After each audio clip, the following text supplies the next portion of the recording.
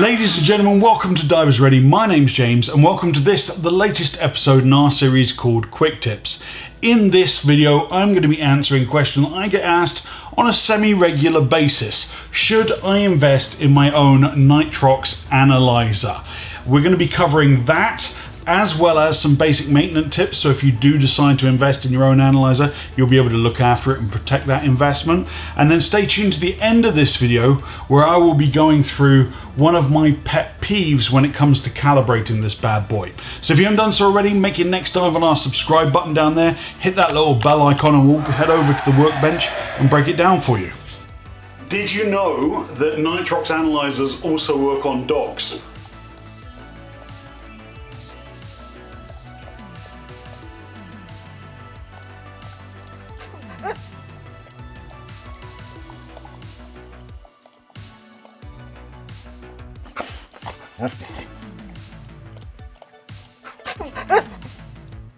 I figured it had been a while since the hounds had been featured on the channel and I owed you guys a bit of an update. So as you can see, they're living their best lives. Right, a Nitrox Analyzer, what is it? It is an electronic device that is used to measure the oxygen content of a given mixture of gas, i.e. nitrox. It does that using an electrochemical sensor, a battery, some circuitry, some kind of a readout, and a calibration dial. And this is the intake orifice where the gas that you're analyzing enters into the analyzing chamber. So it's a pretty simple piece of kit, but they're not cheap. This one is the Analox O2E2. You've probably seen it before. It's a very common model. It's the one I use. You've probably seen them passed around on dive boats. You may even have used one yourself. This one I think runs about $300. I will put an affiliate link to it in the description of this video below. If you feel like supporting this channel, I thank you in advance.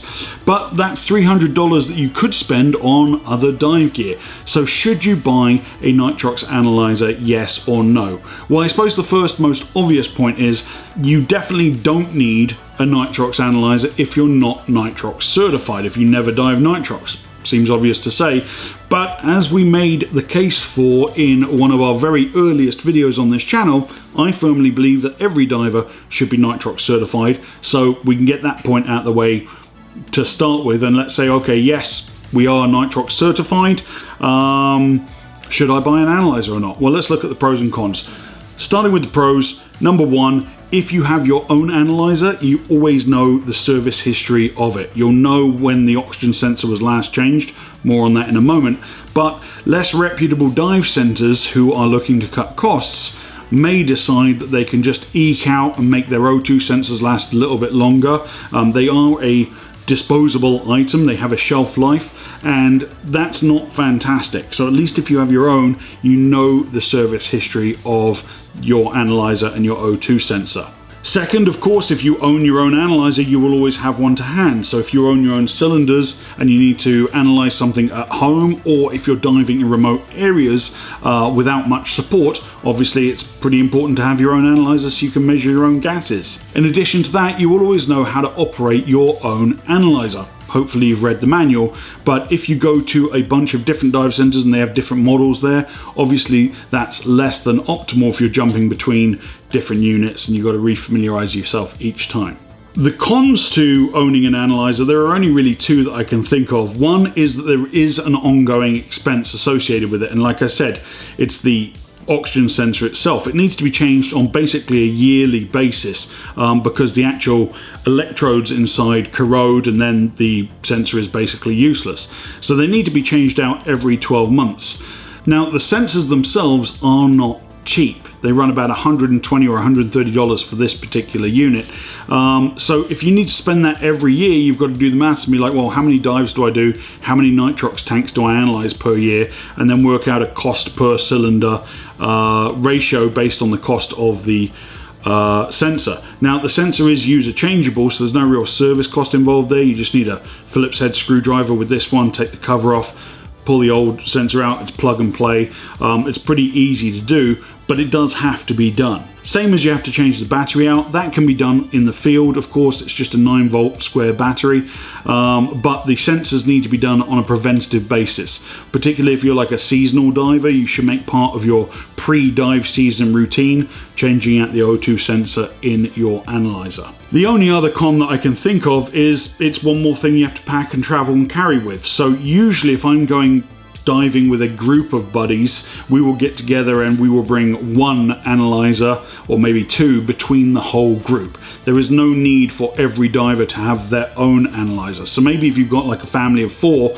and you're all Nitrox divers, then yeah, it might be worth investing. But if it's just you and your buddy and he's already got an analyzer, you probably don't need to invest in one. Thanks, buddy. So just for a little added value, let me share with you one of my pet peeves when it comes to calibrating Nitrox analyzers. As I said already, the O2 sensor in here is sensitive to moisture, and you'll quite often see low-end instructors calibrating a Nitrox analyzer using ambient air, and you'll see them kind of swishing the analyzer around. They might take the cap off and they're just kind of, you know, in the air trying to get some airflow onto the membrane there, just backwards and forwards. You've probably seen that. There's a problem with that, especially here in August in South Florida, and that's that our air has a very, very high humidity content.